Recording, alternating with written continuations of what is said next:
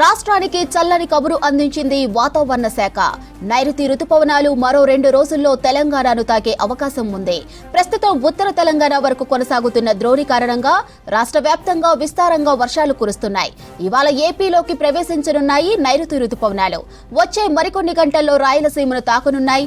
ఇక వారం రోజుల్లో రాష్ట్రమంతటా విస్తరించే ఛాన్స్ ఉన్నట్లు వెదర్ ఆఫీసర్లు తెలిపారు. దేశంలో నైరుతి రుతుపవనాలు చురుగ్గా కదులుతున్నాయి. పలు రాష్ట్రాల్లో కుండపోత వర్షాలు కురుస్తున్నాయి. కేరళ, తమిళనాడు, మహారాష్ట్ర, ఏపీ, తెలంగాణలో వానలు దంచికొడుతున్నాయి. ఇక కేరళ తరువాత నైరుతి రుతుపవనాలు సమయానికి ముందే మహారాష్ట్రకు చేరుకున్నాయి. మహారాష్ట్రలో కొంత భాగం, బంగాళాఖాతంలో మరికొన్ని ప్రాంతాలు, ఈశాన్య భారతంలో పలు ప్రాంతాల వరకు రుతుపవనాలు విస్తరించాయి. ఇక రానున్న 2 రోజుల్లో కర్ణాటక, మహారాష్ట్రతో పాటు ఏపీ, తెలంగాణలో కొన్ని భాగాలు, తమిళనాడులో మిగిలిన భాగాలు, ఈశాన్య భారతంలో మరిన్ని ప్రాంతాలకు రుతుపవనాలు విస్తరించనున్నాయి. రైట్, ఇక రాష్ట్రంలోకి నైరుతి రుతుపవనాల ఎంట్రీపై మరిన్ని డీటెయిల్స్ కల్పన అందిస్తారు. కల్పన, వెదర్ పై అప్డేట్స్ ఏంటి?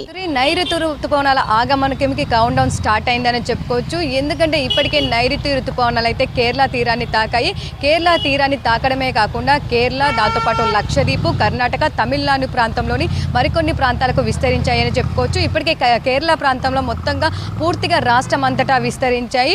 మరీ ముఖ్యంగా చూసుకున్నట్టయితే గత 17 ఏళ్ల తర్వాత రుతుపవనాలకు మన ఇంత తొందరగా ఎంట్రీ ఇస్తున్నాయని చెప్పుకోవచ్చు. ఎందుకంటే 2009 తర్వాత కూడా మనకు ఇంత త్వరగా నైరుతి రుతుపవనాలు అనేవి దేశంలోకి అడుగుపెట్టాయి. సో గత సంవత్సరం చూసుకున్నట్టయితే మే 30న కేరళకి తాకిన నైరుతి రుతుపవనాలు ఈ సంవత్సరం చూసుకున్నట్టయితే మే 24న అంటే దాదాపు 8 రోజుల ముందుగానే నైరుతి రుతుపవనాలను కేరళ తాకాయి. సో ముఖ్యంగా చూసుకున్నట్టయితే తొలుత మనకు అంచనా వేసిన ప్రకారం వాతావరణ శాఖ 27 తారీఖున నైరుతి రుతుపవనాలు అనేవి కేరళ తీరాన్ని తాకుతాయని చెప్పేసి తొలుత అంచనా వేసింది. కాకపోతే బంగాళాఖాతంలో ఈ అల్పపీడనాలు కావచ్చు, వాయుగుండాలు కావచ్చు, అనుకూలమైన పరిస్థితులు ఉండడం వల్ల దాదాపు అంచనాల కంటే కూడా 3-4 రోజుల ముందుగానే మనకు నైరుతి రుతుపవనాలు కేరళ తాకాయని చెప్పుకోవచ్చు. మొదట చూసుకున్నట్టయితే మనకు అండమాన్ నికోబార్ దీవులని ఎప్పుడు కూడా మనకు మే 22 తారీఖున నైరుతి రుతుపవనాలు తాకుతూ ఉంటాయి. కాకపోతే ఈ సంవత్సరం చూసుకున్నట్టయితే మనకు మే 13నే నైరుతి రుతుపవనాలు అండమాన్ నికోబార్ దీవులను తాకాయి. అండమాన్ నికోబార్ దీవులను తాకిన నైరుతి రుతుపవనాలు మొదటగా ఇటు బంగాళాఖాతం, అండమాన్ నికోబార్ దీవులు, దాంతోపాటు అరేబియన్ సముద్రం లోని కొన్ని ప్రాంతాలు, కొంకన్ ప్రాంతంలో ఇట్లా చాలా ప్రాంతాలు విస్తరించిన తర్వాత మాల్దీవులు, లక్షద్వీపులతో పాటు అక్కడ కూడా విస్తరించిన తర్వాత కేరళని నైరుతి రుతుపవనాలు తాకడం జరిగింది.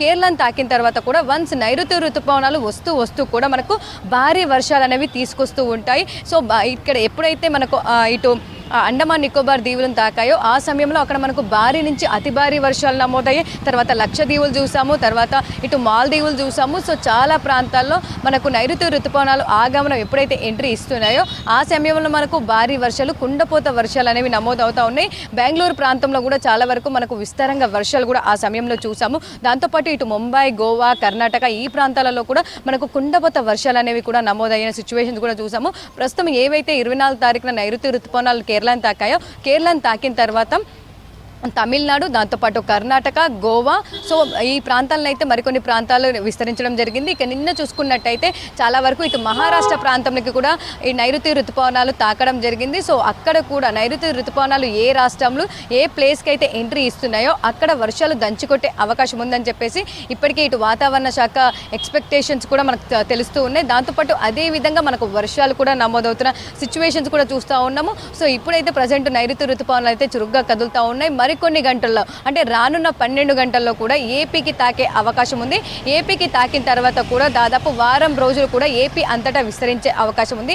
ఏపీకి తాకిన 2 రోజుల్లో అంటే ఒక రోజు లేదా 2 రోజులు 24 గంటల నుంచి 36 గంటల లోపే ఇటు తెలంగాణకి కూడా తాకే అవకాశం ఉంది. అంటే ఈ రోజు ఏపీకి తాకే అవకాశం ఉంది. ఏపీకి తాకిన తర్వాత 27, 28 తేదీల్లోపు కూడా తెలంగాణకి తాకే అవకాశం ఉంది. దీంతో విస్తారంగా వర్షాలు కురిసే అవకాశం ఉందని చెప్తా ఉన్నారు. ఇప్పటికే ఇటు అయితే మనకు రాష్ట్ర వ్యాప్తంగా భారీ వర్ష సూచన కూడా చేసింది.